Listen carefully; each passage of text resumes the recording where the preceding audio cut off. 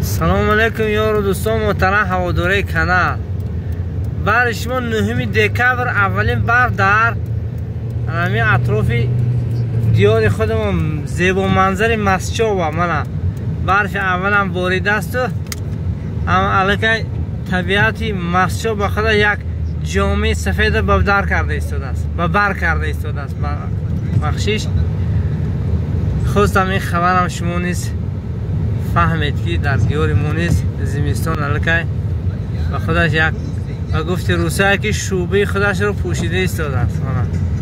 ببینید چقدر طبیعتی زیبا است. اگر هر یک فصل کار خودش رو کند، اگر گمان میکنم که همون فصل می اومدگیش پربرکه می شود دوستان. برای خاطر همین دوگو باشیم که همین فصل زمستانیش رو کرده و در ثمره خوب را برای مردمی دیار دهد.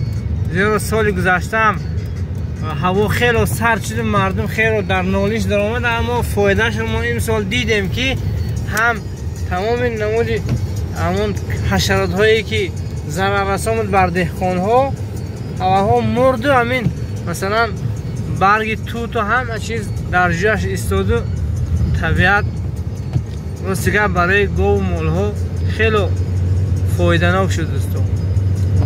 این ویدیو با شما پسند آید حتما فکر و اندیشه نیک خودتان رو نسبت همین نواری ما میگذارید دوستان. باقی سربلند و خانه آباد باشه دوستان عزیزی ما.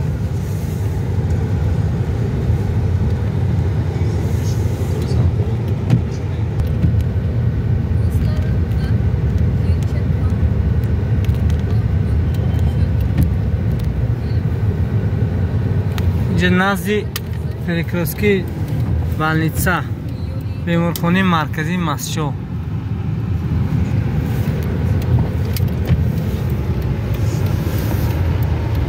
کسی در مسجد است تاکسی اگر فرمایش دهد 0088 میتونید تاکسی فرمایش دهد در خانه‌تون اومده منزلتون رو نزدیک میکنه دوستان.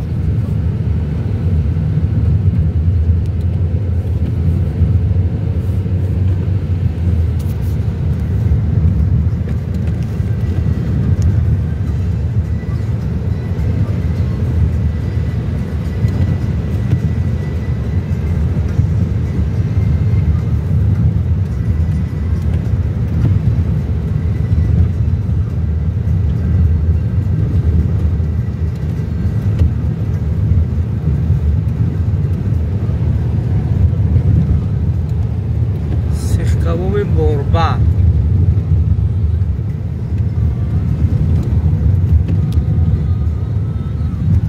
از طرف چپی ما قوه اسماعیل سامانی.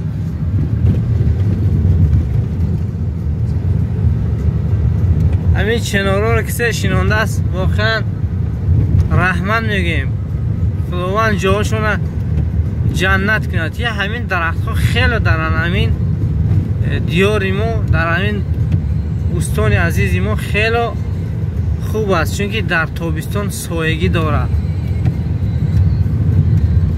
سایش به نهایت در اینجا فایده بخش است دوستان.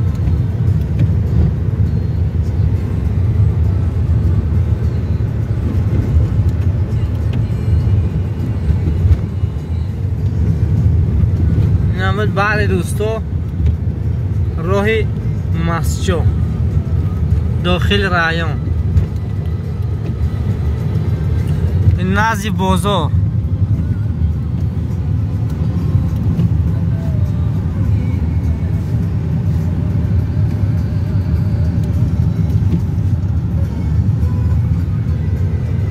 این تاکسی 0088 تاکسی مسجد.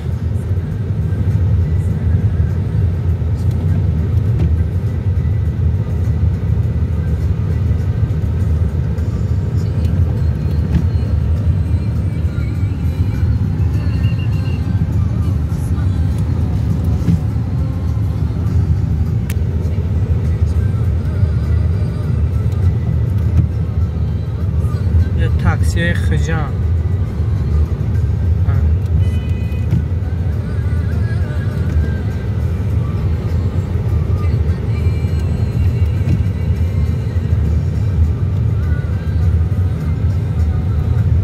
باقی سربلند خانه آباد باشه دوستان عزیزی ما.